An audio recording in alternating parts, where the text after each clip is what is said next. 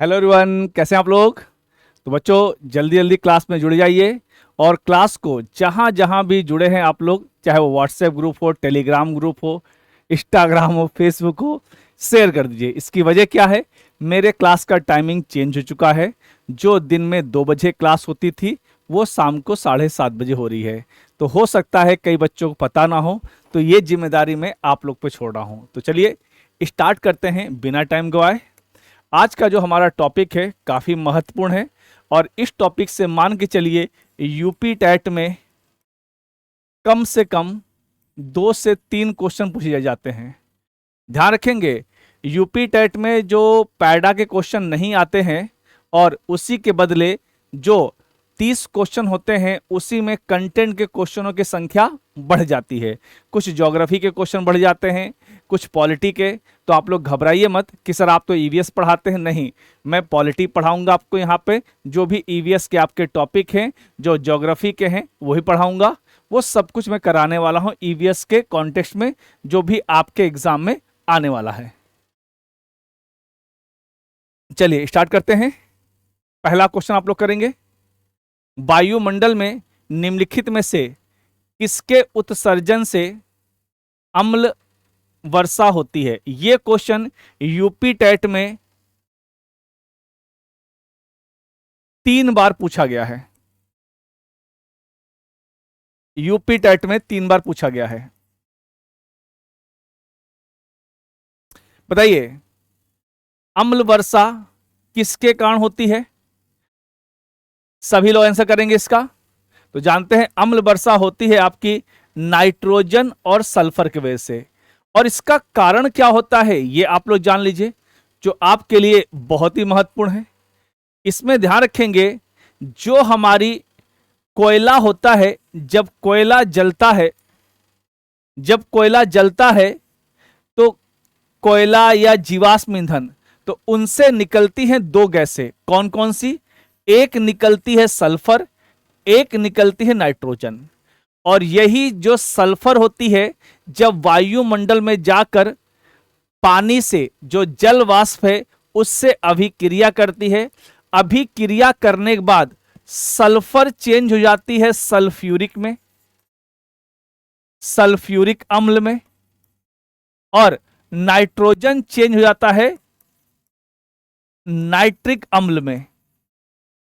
तो ये याद रखेंगे, अक्सर आपके एग्जाम में अभी तक जो पूछा गया है वो पूछता है अम्ल वर्षा का कारण क्या है, तो सल्फ्यूरिक अम्ल पूछता है, सल्फ्यूरिक अम्ल।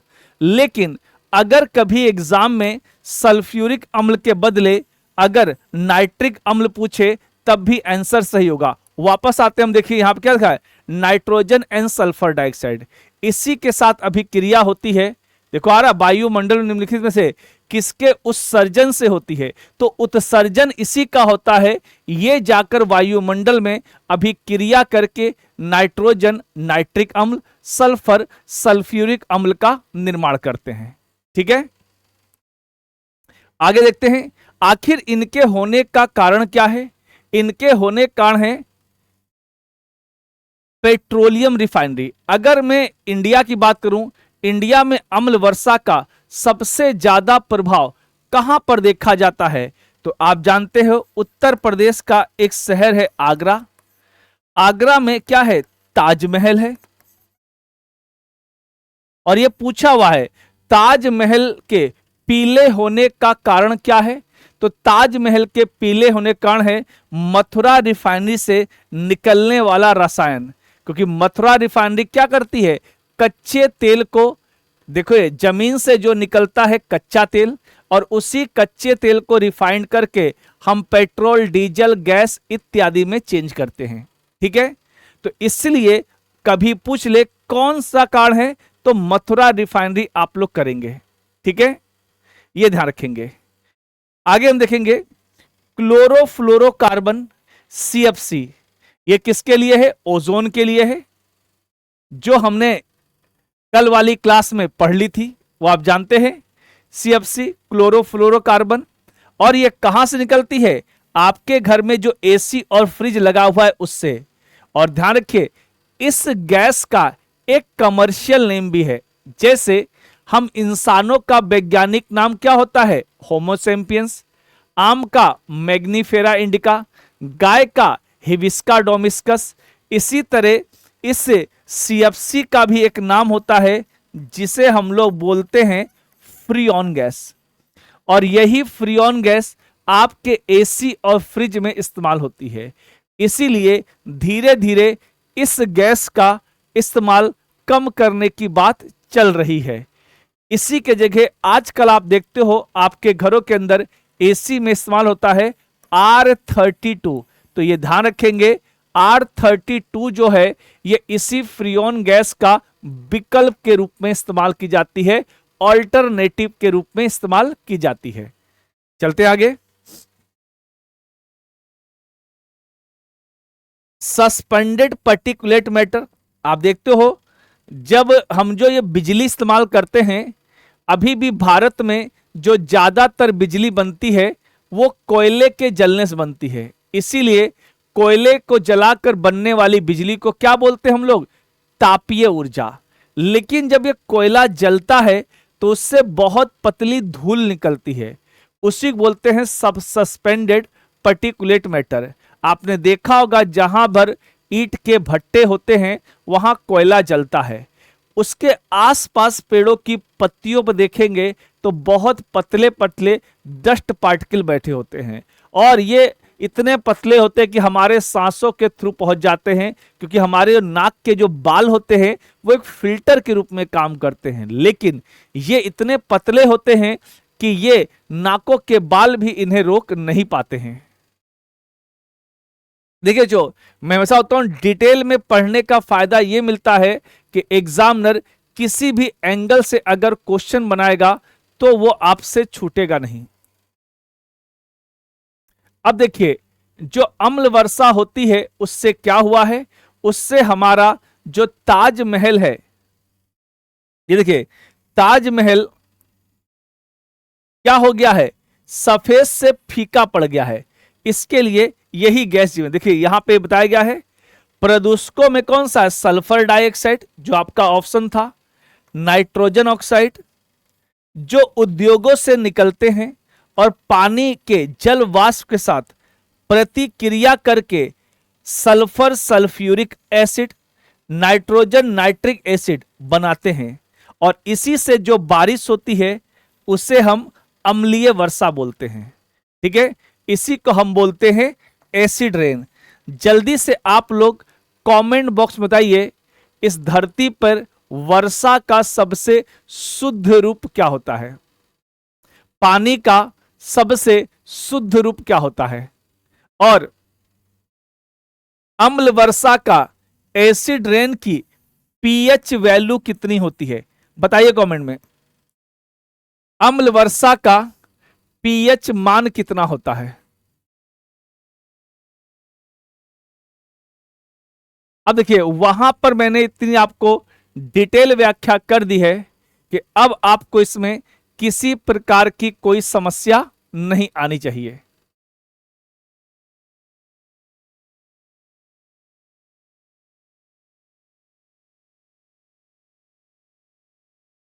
अम्ल वर्षा कारण क्या है?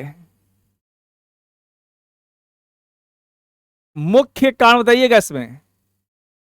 तो मुख्य कारण आप लोग जानते हैं, कारखानों से निकलने वाला, ठीक है, कारखानों से निकलने वाला केमिकल, ये ध्यान रखेंगे क्योंकि इसमें पेट्रोल कोयला ये सब हो जाएगा, और कारखानों से पेट्रोल निकलता है जो जलता है, कच्चा तेल। निम्न में से किसके कारण वायु प्रदूषण नहीं होता है? देखिए, ये जो बच्चे नहीं वाले क्वेश्चन होते हैं ना, ये एग्जाम में ज्यादा परेशान करते हैं। क्या पूछा है? जिसके कारण वायु प्रदूषण नहीं होता है। इस चीज को नोट कीजिएगा आप लोग, ध्यान रखेंगे। अब सोचिए, क्या डीजल से वायु प्रदूषण होगा? बिल्कुल होगा, तो ये तो आंसर होगा नहीं। ठीक है, परागण से होगा। अभी थर्मल पावर में क्या होता है? कोयला जलता है, इससे भी नहीं होगा। लेकिन जल विद्युत ऊर्जा केंद्र, अब बताओ पानी से क्या ही प्रदूषण होगा? तो जल विद्युत केंद्र इसीलिए स्वच्छ ऊर्जा के कारक माने जाते हैं। इनसे किसी प्रकार का कोई प्रदूषण नहीं हो रहा है।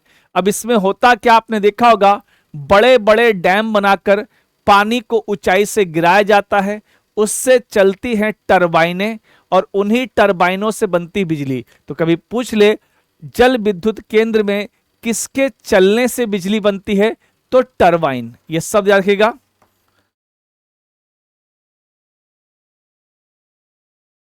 टरबाइन।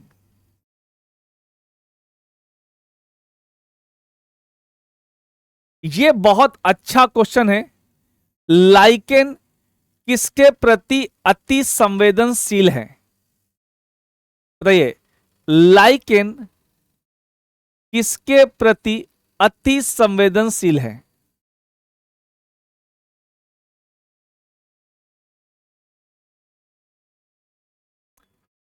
तो क्या सल्फर होगा, कार्बन होगा? बिल्कुल सल्फर। एक चीज और बता दूं मैं, बहुत ध्यान से देखिएगा, जो लाइकन होते हैं ना, ये वायु प्रदूषण के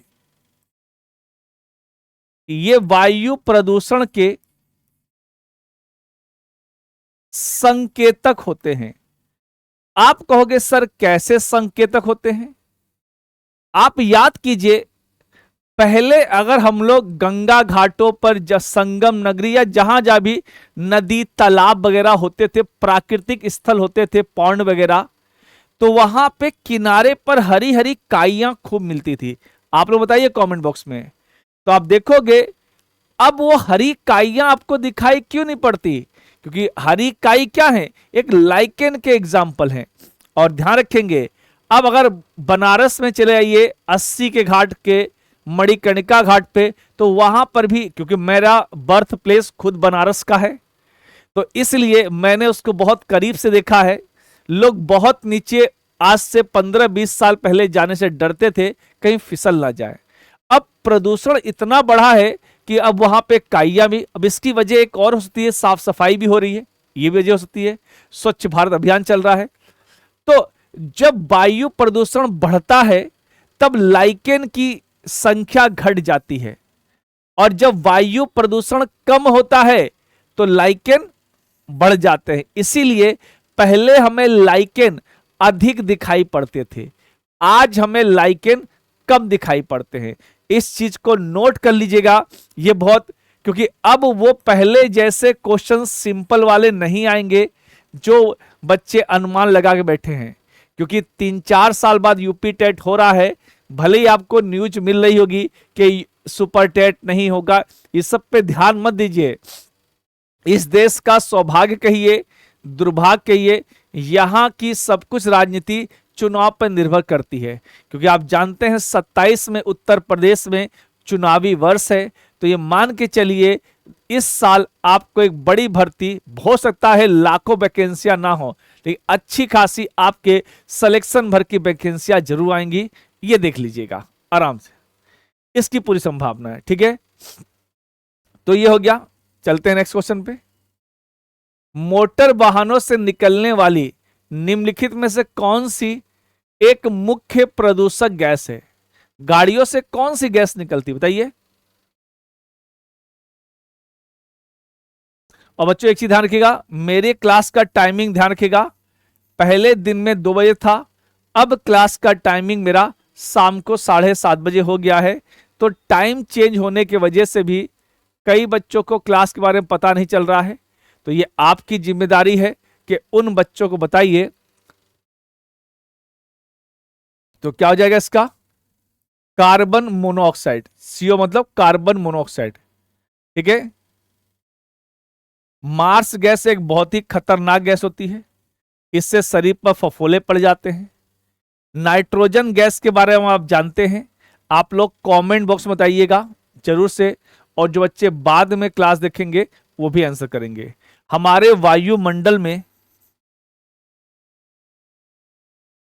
वायुमंडल में सबसे अधिक मात्रा में नाइट्रोजन गैस पाई जाती है। कार्बन डाइऑक्साइड को क्या बोलते हैं हम लोग? ग्रीन हाउस गैस बोलते हैं। ये मैंने कल वाली क्लास में आप लोगों को पढ़ाया था, ये ध्यान रखेंगे। और सबसे मजेदार बात, इसको हम लोग ग्लोबल वार्मिंग वाली गैस भी बोलते हैं। ये दोनों गैस जिम्मेदार हैं।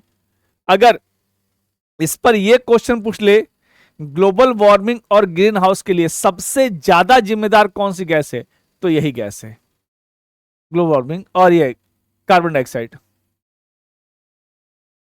ये क्वेश्चन कीजिए, इस मॉक पर यूपी टेट में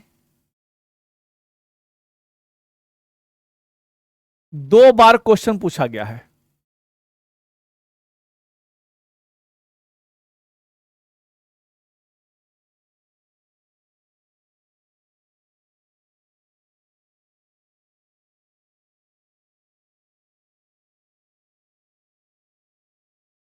रहिए, अब ये है, होता क्या है, ये देखिए, ये होता है धुएं और कोहरे का मिक्सचर।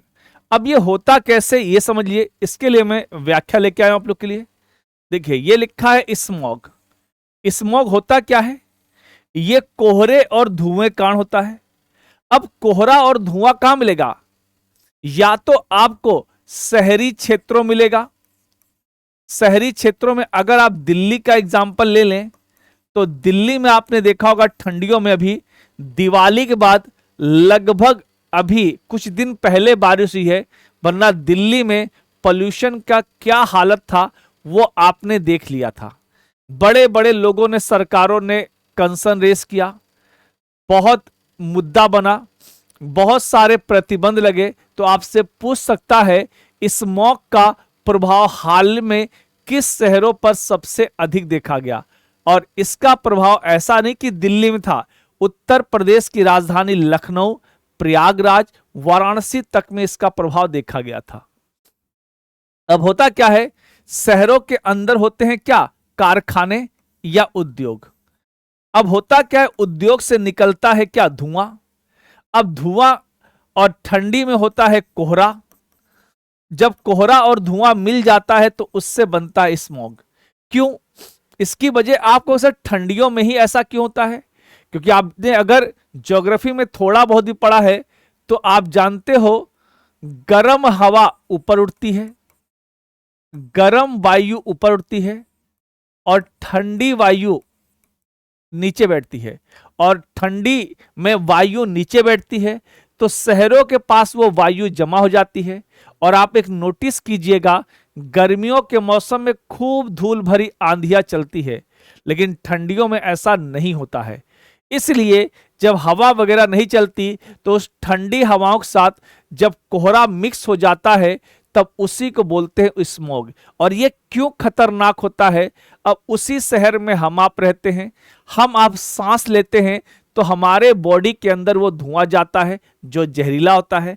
अब हमारे बॉडी के अंदर जाएगा तो ऑक्सीजन की मात्रा घटाएगा और अन्य गैसों की मात्रा बढ़ाएगा, जिससे हमें खांसी आएगी, फेफड़ों की प्रॉब्लम होगी, कई अन्य बीमारियों का यह कारण होता है। देखिए, बस ये बात ध्यान रखिएगा, ये किसका होता है, ये फॉग और स्मॉग का कॉम्बिनेशन होता है। धुएं में नाइट्रोजन के ऑक्साइड हो सकते हैं जो अन्य वायु प्रदूषकों कोहरे के साथ मिलकर स्मॉग का बनाती है। इससे सांस लेने में कठिनाई होती है, अस्थमा, घबराहट, खांसी हो सकती है और लोगों को देखने में भी दिक्कत हो सकती है, यानी विजिबिलिटी भी लोगों की जा सकती है। इसलिए यह बहुत खतरनाक। अब देखते हैं कार्बन मोनोऑक्साइड ठंडियों में। यह क्वेश्चन भी यूपी टेट में पूछा गया एक बार। आपने अक्सर ठंडियों में एक न्यूज सुनते हैं, अभी इसी बार की न्यूज है, अगर आप लोग न्यूज रेगुलर सुनते हो तो आपने सुना होगा, एक डॉक्टर परिवार था, शायद मध्य प्रदेश की घटना है। वो हॉस्पिटल अपने घर में सो रहे थे, हीटर ऑन कर दिया, रात में घबराहट हुई। वो तो थैंक्स हो कि उनमें से एक लोग को मतलब कॉन्फिडेंस थी, मतलब वो इतने बेहोश नहीं हुए थे। उन्होंने तुरंत अपने रिलेटिव को फोन किया, पुलिस वाले आके तुरंत उनको ले गए। तो कमरे में अक्सर आप देखते हो लोग रात में हीटर चालू करके, अंगीठी चालू करके सो जाते हैं और सुबह अक्सर लोग मृत पाए जाते हैं। तो वो कौन सी गैस है? वो है कार्बन मोनोऑक्साइड। ये एक जहरीली गैस है, ठीक है, ये ध्यान रखेंगे। और जो पेट्रोल डीजल जैसे ईंधन के अनुचित दहन के कारण होता है और ये रक्त के अंदर ऑक्सीजन की मात्रा को कम कर देता है। अब जब बॉडी में आपके ऑक्सीजन कम हो जाएगा तो डेफिनेटली आपकी वर्क एफिशिएंसी घट जाएगी, यानी आपके काम करने की क्षमता घट जाएगी। इसलिए ये बहुत ही खतरनाक गैस है, ये ध्यान रखेंगे। इसको इसी कहानी से जोड़ के पूछ सकता है कि हाल ही में होने वाली घरों के अंदर मौतों के लिए कौन सी गैस। देखिए, हमेशा रटे रटाए क्वेश्चनों से बाहर निकलिए। अगर आपने कॉन्सेप्ट पे काम कर लिया तो एग्जामिनर अगर कोई भी नया चीज पूछेगा तब भी आप करने की हालत में होंगे। तो वो कहानी से जोड़ के पूछे चाहे सीधे सीधे पूछे, आपको क्वेश्चन आना चाहिए, ये बहुत जरूरी है।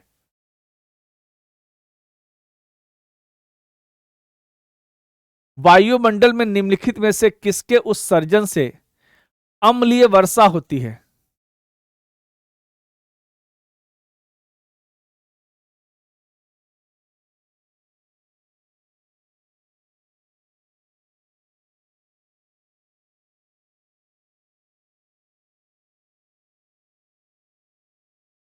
बताइए। अच्छा, ये हमने कर लिया नाइट्रोजन सल्फर, ये हो चुका बच्चे। अब देखिए, अब देखो ध्यान से इस एनिमेशन देखो। ट्रैफिक से, हमारे फैक्ट्रियों से सल्फर निकल रही है, नाइट्रोजन निकल रही है, ये कॉम्बिनेशन करी नाइट्रिक एसिड बना, सल्फ्यूरिक एसिड बना। इससे क्या हुआ? जो अम्ल वर्षा होगी, अम्ल वर्षा का पीएच मान कितना होगा? इसका पीएच मान हमेशा 5.5 से कम होगा। आपने पढ़ा होगा साइंस में एसिड, बेस और न्यूट्रल, इसको पीएच स्केल बोलते हैं। ये 1 से लेकर 14 तक होता है। 7 होता है न्यूट्रल, 7 से ऊपर होता है बेस, जिसे हम हिंदी में क्षार कहते हैं। 7 से नीचे होता है एसिड, जिसे हम हिंदी में अम्ल बोलते हैं। इसलिए अम्ल वर्षा का पीएच मान हमेशा, अगर 7 से कम है, 5 से कम है, तो अम्ल के रूप में वो गिनी जाएगी। ठीक है।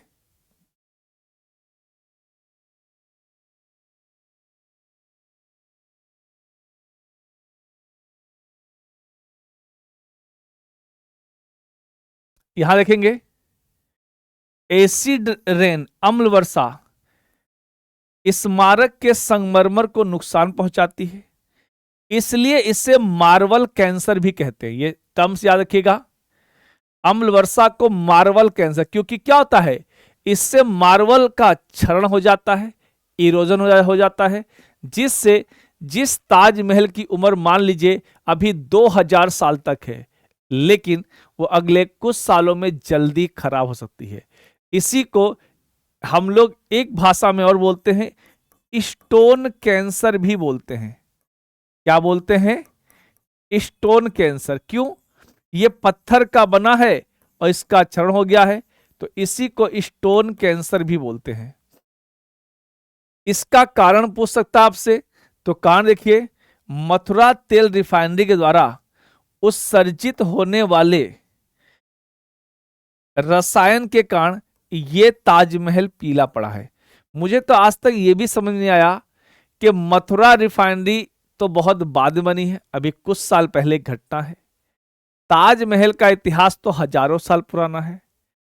इससे एक चीज तो प्रूफ होती है, हमारे पॉलिसी मेकर, नीति निर्धारक दूरदर्शी तो नहीं।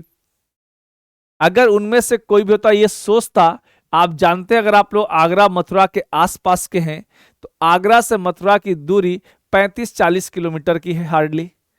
इतनी दूरी वायु, जो सोचो अफ्रीका से हमारे धूल भरी आंधियां इंडिया आ सकती हैं, तो मथुरा से आगरा पहुंचने में कौन सी दूरी है। यानी जिस समय इसकी स्थापना की गई वही अपने आप में एक बड़ा क्वेश्चन रेस करता है। सबसे बड़ी बात है ये क्वेश्चन मार्क की उतनी बड़ी। और सबसे मजेदार बात है, ये मथुरा रिफाइनरी कोई छोटी मोटी रिफाइनरी नहीं है। 3-4 साल पहले तक तो भारत की ये सबसे बड़ी तेल शोधनशाला थी, जहां पे लाखों लीटर तेल हर दिन फिल्टर हो रहा है। सोचिए कितना रसायन हम वायु में छोड़ रहे हैं। और इससे मैं ताजमहल की बात क्यों करूं, उसके आसपास के वातावरण पर भी तो असर पड़ेगा, वहां पर रहने वाले लोगों पर भी तो असर पड़ेगा, वहां की हवा पानी मिट्टी पर भी तो असर पड़ेगा। तो ये क्वेश्चन मार्क जरूर है कि हमारे देश में पॉलिसी मेकरों की जरूर से ये होना चाहिए कि उन्होंने जो पॉलिसी बनाई है वो वाकई समाज के हित के लिए है कि अपने आर्थिक लाभ के लिए था।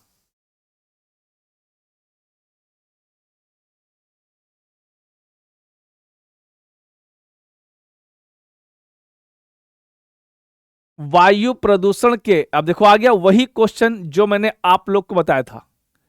अब इस क्वेश्चन का आंसर आप लोग कीजिए, और आंसर सभी लोग क्या कीजिए, आप लोग में से बहुत से लोग आंसर करते नहीं है, मैं वैसा बोलता हूं। और ध्यान रखेंगे मेरे क्लास का टाइमिंग शाम को 7:30 बजे हो गया है, ये ध्यान रखेंगे।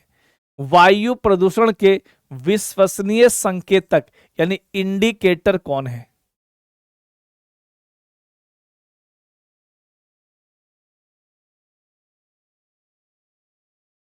बताइए। साइकस होगा नहीं, ये होगा नहीं, नीम होगा नहीं, लाइकेन, लाइकेन से मॉस आ गया, काई हो गया, लाइकेन और मॉस। अब देखो मैंने जो पिछले क्वेश्चन में जो व्याख्या की थी उस व्याख्या का फायदा आपको यहां मिला। इसलिए जब डिटेल में व्याख्या हो तो वो व्याख्या आपके लिए लाभकारी होती है, उसका लाभ लिया कीजिए।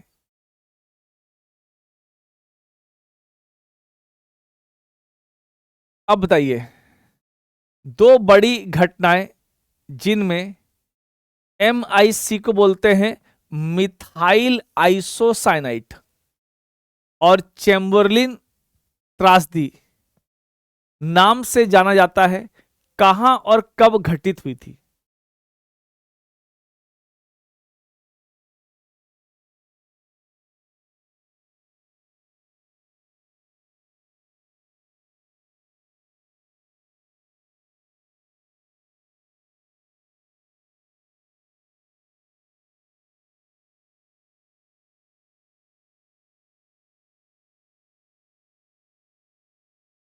चलिए, ये हो जाएगा आपका Bhopal gas tragedy.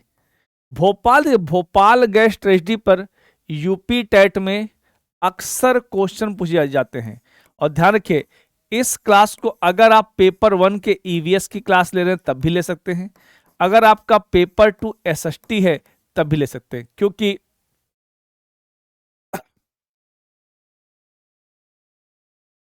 UP TET के एग्जाम में देखा जाए तो जितनी आप एसएसटी में हिस्ट्री ज्योग्राफी पॉलिटी पढ़ते हैं लगभग उसके आसपास ईवीएस में पढ़ लेते हैं। यानी देखा जाए तो यूपी टेट में ईवीएस का सिलेबस ज्यादा बड़ा है, क्योंकि उसमें ईवीएस पढ़नी पड़ रही है, ज्योग्राफी पढ़नी पड़ रही है, हिस्ट्री पढ़नी पड़ रही है, पॉलिटी पढ़नी पड़ रही है, इवन साइंस के कुछ क्वेश्चन आते हैं, करंट अफेयर आ जाते हैं। तो इसलिए बहुत ध्यान दीजिएगा कि गड़बड़ ना हो। अब देखते हैं भोपाल गैस ट्रेजेडी, ये आंसर है। चलिए इसका डिटेलिंग देखते हैं हम लोग। देखिए ये घटना कब हुई थी, ये घटना हुई थी बच्चों 3, मैं कलर चेंज करता हूं, 3 दिसंबर 1984, ये डेट याद रखिएगा। और यहां पर क्या हुआ था, गैस लीक की थी, उस गैस का नाम है क्या है, मिथाइल आइसोसाइनाइट। यहां तक तो हर किताब में आपको आसानी से मिल जाता है, लेकिन क्या आप ये बता सकते हैं उस फैक्ट्री का क्या नाम था? तो उस फैक्ट्री का नाम था यूनियन कार्बाइड, ये याद होना चाहिए। क्या था उस फैक्ट्री का नाम? Union union carbide. ये कहां पर स्थित है? भोपाल में। अब इसके अलावा और क्या क्वेश्चन बन सकते हैं? इस फैक्ट्री का क्या कौन मालिक था? एडरसन। एडरसन इसका मालिक था। उस समय क्योंकि यह घटना मध्य प्रदेश में हुई थी, तो मध्य प्रदेश के मुख्यमंत्री कौन थे?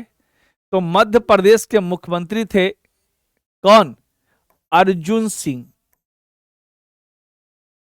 अर्जुन सिंह, बताइए आप लोग। और आप लोग बताइए कमेंट बॉक्स में, उस समय भारत के प्रधानमंत्री कौन थे? देखिए, हम क्या करते हैं ना, अपने आप को केवल एक लिमिटेड पार्ट में समेटे हुए हैं, इसीलिए एग्जामिनर थोड़ा सा बाहर जाकर क्वेश्चन पूछता है तो हमारे हाथ पैर फूल जाते हैं। हम ये सोचते हैं आउट ऑफ सिलेबस। अरे आउट ऑफ सिलेबस नहीं है, हमने उस रेंज तक उस क्वेश्चन को समझने का प्रयास ही नहीं किया जिस रेंज तक क्वेश्चन एग्जामिनर सोच के बैठा हुआ है। अब मैं इसी पे पूछ लूं, अभी आप बताइए, आप में से कितने बच्चों को पता था कि जिस समय यह घटना हुई उस समय मध्य प्रदेश के मुख्यमंत्री अर्जुन सिंह थे? ईमानदारी से बताइए आप लोग कमेंट में। और उस समय ये थे सीएम थे। उस समय भारत के प्रधानमंत्री पीएम कौन थे? राजीव गांधी। चलिए ये भी पता लग गया। अब बताइए, ये जो घटना हुई थी, ये घटना की जांच किस समिति ने की थी? ऐसे क्वेश्चन आएंगे यूपीटेट में। और क्लास अच्छी लगे तो ऑफलाइन कमेंट जरूर कीजिएगा कि कैसी क्लास लगी। इस घटना की जांच के लिए जो समिति बनी थी, मैं लिख देता हूं, जांच समिति। जांच समिति के अध्यक्ष या चेयरमैन थे NK Singh. NK Singh committee थी। बताइए कितने बच्चों को ये आज पहली बार पता लगा? और जिनको पहली बार पता लगा वो लोग एक बार थम्स अप जरूर भेजेंगे।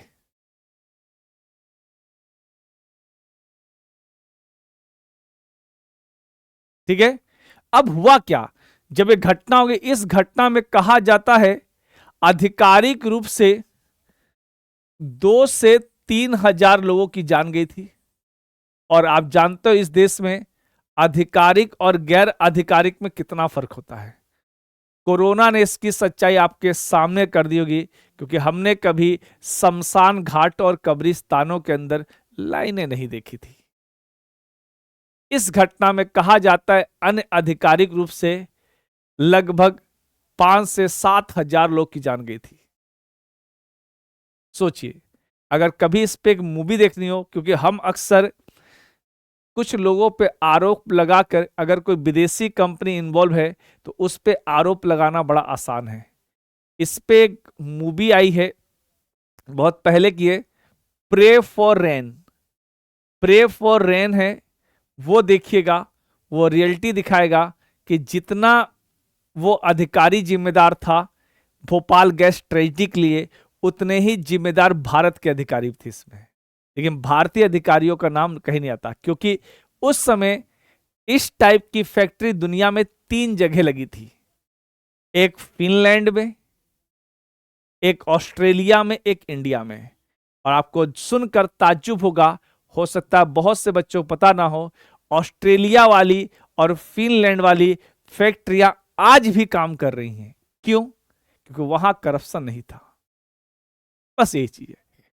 ऐसी घटना भविष्य में ना हो। आप इससे बड़ा मजाक क्या होगा इस घटना के शिकार लोग साथ, कि अभी तक उनको ढंग से मुआवजा नहीं मिला है। कितनी सरकारें आई, कितनी चली गई, इसमें आप किसी भी पार्टी को ब्लेम कर सकते हैं अपनी सुविधा के अनुसार, लेकिन सभी पार्टियां इस मामले में गुनहगार हैं। अब भविष्य में ऐसी घटना ना हो, इसी के बाद एक कानून आ गया था, पर्यावरण संरक्षण अधिनियम। इसीलिए कि भविष्य में ऐसी घटनाएं ना हो, और इस टाइप के जो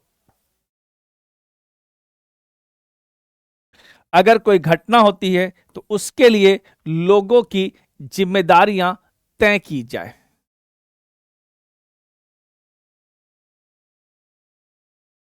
देखिए, इस तरह पढ़िए, मेरा मानना है अगर डिटेलिंग में पढ़ेंगे तो इस तरह, क्योंकि हम क्या कर रहे हैं, हम रटे रटाए क्वेश्चन करने का प्रयास कर रहे हैं। जब हम डिटेल में करेंगे तब चीजें हमसे छूटेंगी नहीं और बहुत आराम से आप क्वेश्चन पेपर। अब क्या हो, देखिए यहां पे अब हमने इतने डायमेंशन देख लिए हैं कि अब आपको लगता है ना वो गैस पूछे, चाहे वो ईयर पूछे, चाहे स्थान पूछे, फैक्ट्री के मालिक का नाम पूछे, मुख्यमंत्री पूछे, प्रधानमंत्री पूछे, समिति पूछे, सब कर लिया आपने। इस तरह करिए ताकि कोई भी चीज आपसे छूटनी नहीं चाहिए। ये बता दिया मैंने आप लोग को। मिथाइल आइसोसाइनाइट गैस का नाम है, फैक्ट्री का नाम यूनियन कार्बाइड, मध्य प्रदेश भोपाल, तारीख भी याद रखिए 3 दिसंबर 1984। कहते हैं पहली सांस में ही कम से कम 2 से 2,500 लोग मर गए थे। क्योंकि कुछ लोग जो घायल होते हैं, अक्सर ध्यान दिया है, अक्सर कहीं घटना होती है, हादसा हो जाता है, से मृत्यु हो गई 18 लोग की, एग्जाम्पल ले रहा हूं, और 60 लोग घायल हैं, तो जो 18 लोग मर गए उनकी संख्या तो न्यूज में फ्लैश करती है, लेकिन आप देखिए जो घायल होते हैं, अगर उनमें से कुछ घायलों की मौत अगर 1 हफ्ते बाद हो जाती है तो वो न्यूज में कहीं नहीं काउंट होते। ये इस देश का दुर्भाग्य है।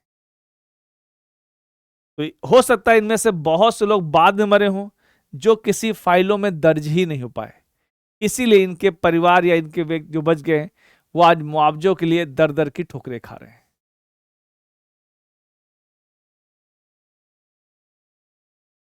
ग्रीन मफलर, ये क्वेश्चन पूछा हुआ है, और बताइए इस क्वेश्चन का आंसर कितने लोगों को पता है? ग्रीन मफलर किससे जुड़ा है?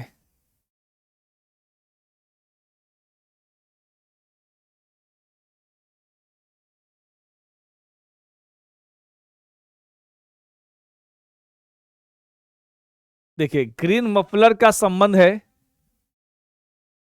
इसका संबंध है ध्वनि प्रदूषण से। आपने नोटिस किया है, आप लोग हाईवे पर जाते हैं, मान लो इस तरफ चौड़ी चौड़ी रोडें हैं चल रही हैं, इधर भी रोडें हैं, बीच में डिवाइडर है, आपने नोटिस किया होगा हाईवे पर इतनी गाड़ियां चलती हैं फिर भी इस पे ध्वनि प्रदूषण नहीं होता।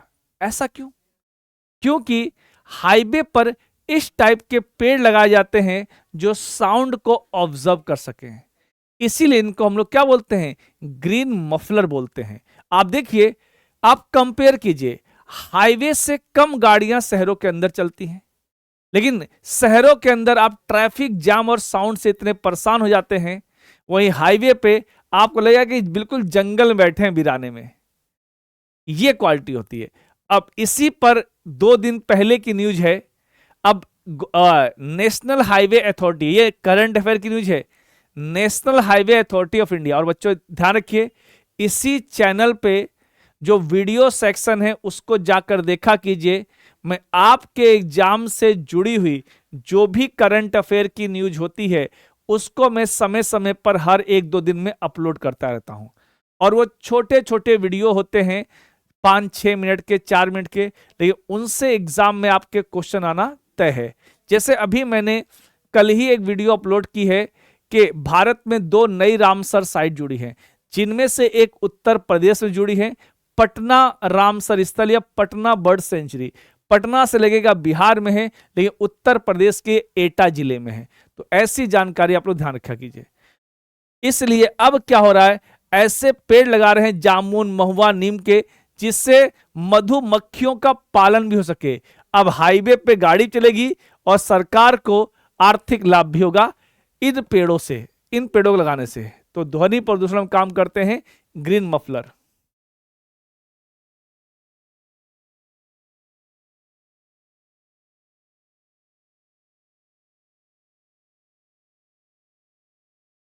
इनमें से कौन सा न्यूनतम प्रदूषण करता है?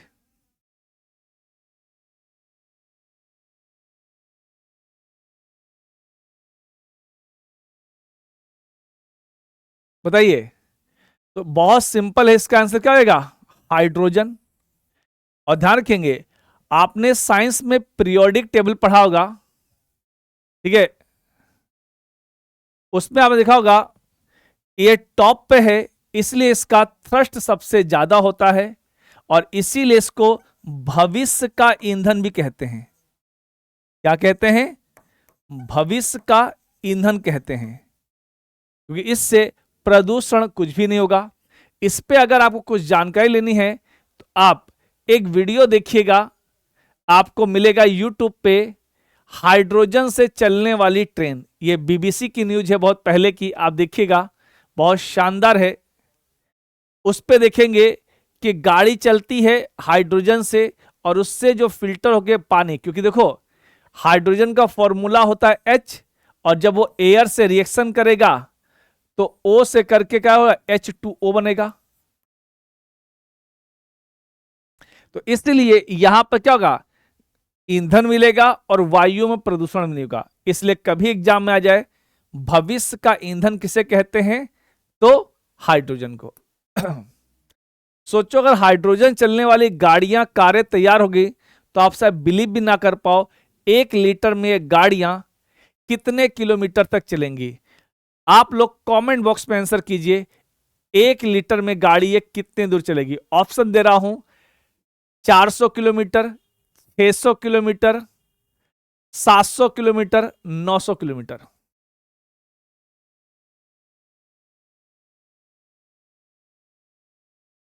कोयला, पेट्रोल, डीजल का दहन मूल स्रोत क्या है, कहां से निकलते हैं ये?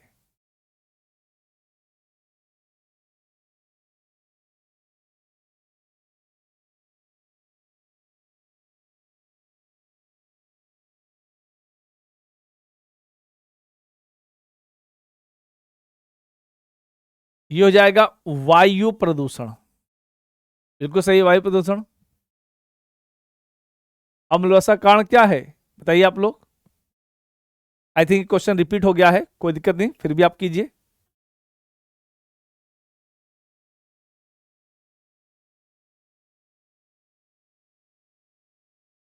इसका आंसर क्या आएगा, कारखाने से निकलने वाले अम्ल। ये अच्छा क्वेश्चन आपने देखा, दिल्ली में कुछ दिन पहले प्रदूषण बहुत बढ़ गया था, इससे एक अलर्ट जारी किया गया था जिसे हम बोलते हैं ऑरेंज अलर्ट।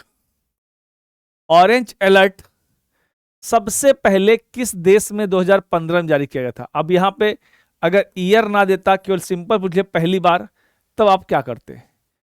ऐसी घटना एक देश में हो चुकी है, उस देश का नाम क्या है?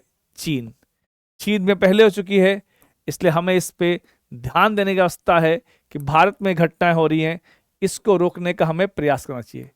अब बताइए, स्टोन कैंसर बताया मैंने। अब देखिए पिछले क्वेश्चन में जो डिटेल में व्याख्या की गई उसका आपको लाभ मिल रहा ना। स्टोन कैंसर किससे होता है बताइए आप लोग।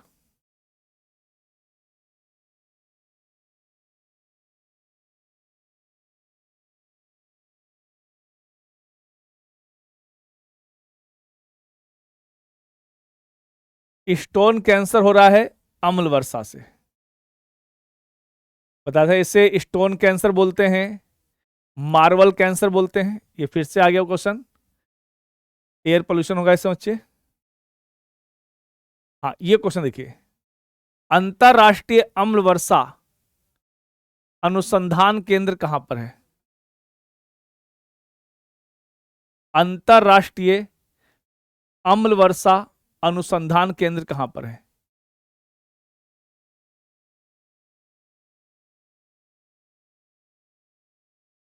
तो ध्यान रखेंगे, ये कहां है? ये ओस्लो में है, नॉर्वे की राजधानी ओस्लो है। वहीं पर अंतरराष्ट्रीय अम्ल वर्षा अनुसंधान केंद्र है, तो पहली बार अम्ल वर्षा का प्रभाव सर्वप्रथम इसी यूरोपीय देश में देखा गया था। अब आते हैं जल प्रदूषण। जल के अंदर जो हानिकारक पदार्थ होते हैं घुल जाते हैं, जिससे वो पानी मानव यूज के अनुकूल नहीं होता है, तब उसे हम लोग क्या बोलते हैं? तब उसे बोलते हैं हम लोग जल प्रदूषण। ठीक है बच्चों।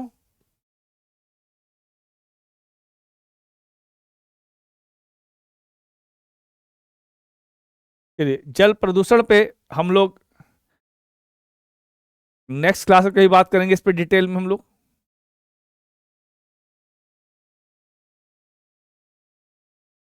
और ध्यान रखें जल प्रदूषण पे यूपी टेट में अक्सर 1-2 क्वेश्चन आते हैं।